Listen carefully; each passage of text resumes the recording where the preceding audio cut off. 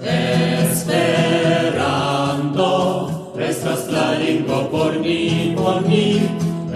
Esperanto estas la lingvo por ni.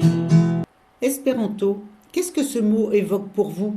Déjà, toute ma jeunesse, parce que mon grand-père était espérantiste et donc j'ai appris l'espéranto quand j'avais 3-4 ans. Et donc, on va dire que c'était comme un peu une langue maternelle et puis une nouvelle découverte. C'est une langue et c'est un mélange de plusieurs langues et c'est une possibilité pour parler une langue pour tout le monde. Bonjour, je n'ai aucune idée. Espéranto, espérer, une histoire d'amour. C'est un concept d'entente entre les peuples avant tout. Et moi, au-delà du fait que c'est vrai que c'est pas facile d'apprendre une nouvelle langue et on se dit j'ai envie d'aller dans un pays pour apprendre la langue du pays, c'est vrai que l'idée de pouvoir communiquer avec qui que ce soit, je trouve que c'est un projet fantastique et que c'est vrai qu'il faudrait qu'on s'y mette tous si on veut que ça marche vraiment. Espéranto, c'est le premier mot du nom de notre association, Espéranto Développement 45. Dans mon dictionnaire Petit Larousse, au mot espéranto, on trouve la définition « langue auxiliaire internationale » créée en 1887 par Zamenhof à partir de racines appartenant essentiellement aux langues romanes. Langue, ça veut dire qu'on peut parler et écrire, comme en français, en anglais, en russe ou en swahili. Auxiliaire, c'est le contraire de principal. C'est fait pour nous aider en cas de difficulté, lorsque la langue principale ne suffit pas. International, c'est parce que les différentes nations parlent des langues différentes. Pour arriver à communiquer entre nations différentes, il faut une langue commune, une langue auxiliaire internationale. Et Zamenhof? Qui était Zamenhof? C'était un médecin du 19e siècle, d'Europe de l'Est. Il est né, a vécu et est mort dans ce qui est actuellement la Pologne, mais qui à l'époque était en Russie. Il est né à Białystok et écrivait en 1895. À Białystok, la population se compose de 4 éléments différents: russe, polonais, allemand et juif. Chacun parle sa langue à part et entretient des rapports hostiles avec les autres.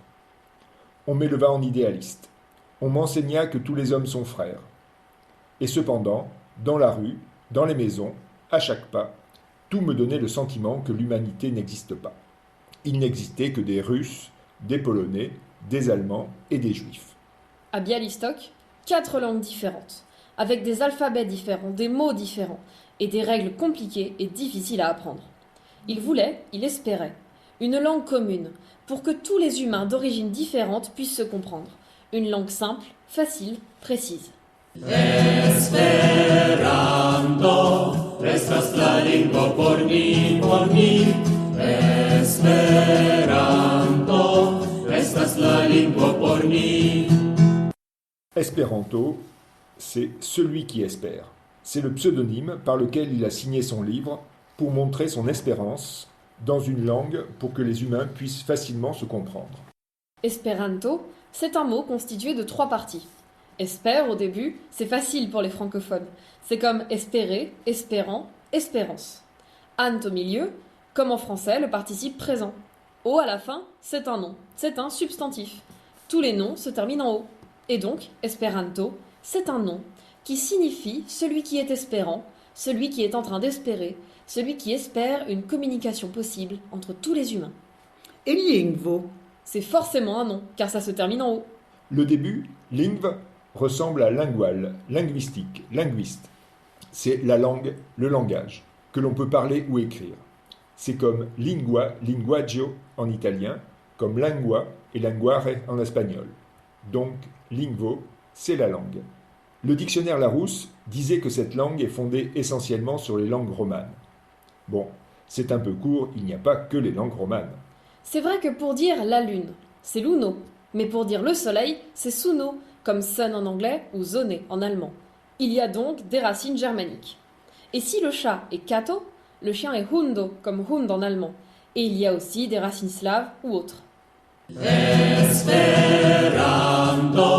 estas la lingvo por ni. Esperanto estas la lingvo por ni. Et finalement, qu'est-ce que ça signifie, estas la lingvo por ni? Estas, c'est le verbe être conjugué au présent. Et por ni, ça veut dire pour nous. Esperanto estas la lingvo por ni signifie l'espéranto, c'est la langue pour nous. Pour en savoir plus, cherchez sur internet sur esperanto-france.org ou bien écoutez les capsules suivantes. Gis revido, gis reaudo.